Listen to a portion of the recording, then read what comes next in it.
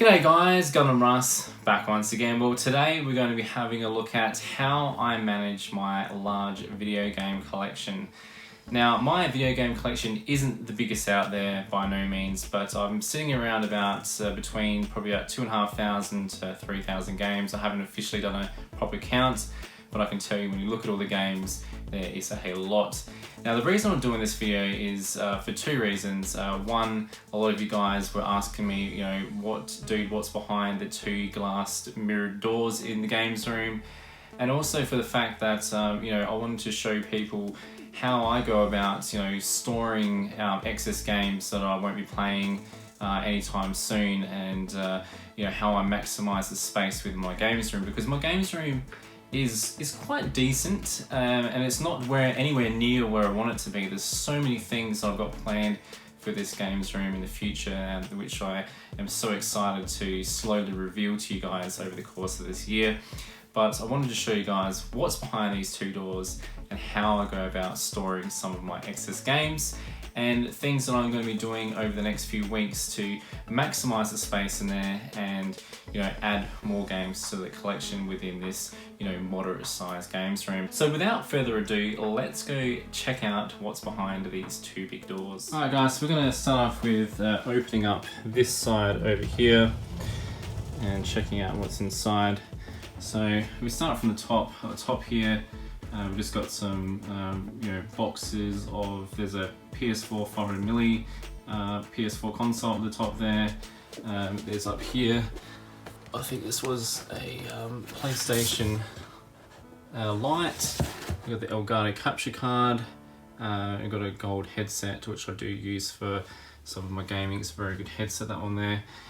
We come down below. Now, I'm not sure whether I'm going to remove this clothes rack out of here. For now, when you see the other side of this sort of storage area, it makes a lot more sense with the tops there, but I might get rid of that to make more space in the future. And then coming down, I tend to keep a lot of my boxes for my consoles here. Very important if you're a collector of video games that you want to keep your boxes for them. Adds a lot of value, especially for collectors that want to buy them in the future. So got quite a few here. Interesting enough, some of you Americans out there, $600 the PS3 was over here in Australia, and I'm sure you guys would be like going, oh my god, but yes it was, but that is Australian dollars, it's always more expensive. These two tubs here, I think they're around about 40 litres each. I could be wrong, but I'm pretty sure that's right. They store all my PS2 games, and I'm still thinking of a way that I might put some labels on these to make them a little bit cooler. Alright, now we'll check this side out, and you'll be able to see some of my mess in the reflection, but that's okay. So we'll start from the top here, and at the top here, got a lot of my sort of excess consoles, my backup ones. So I've got a couple of GameCubes in there, Xbox Elite, we've got a Super Nintendo and a NES, and my original PS1 there. Through here, just got like a collection of sort of my shirts in there. This one here was my Gundam Russ Christmas special. That's no one bought, sadly, but that's all good in the hood. Hopefully next year some people will get a hold of that. But yeah, interesting enough, when I bought that Christmas shirt, it didn't arrive till a month after Christmas, so luckily no one bought it. So down here we've got some more console boxes. So I got the Switch, there's an Atari console in there, Uncharted PS4, and these particular tubs here are something that I want to get a few more of, and I probably will look at changing those other two grey ones out, because these ones are much better, and you can see through them. So there's a little bit of a mixture of PS2 and PS3, and I've got about 700 PS3 games, so I need to get into some tubs at some stage. And then down in the corner, just got a couple of posters and a PlayStation bag. So you can see, guys, there is heaps of room within this area here for me to maximize.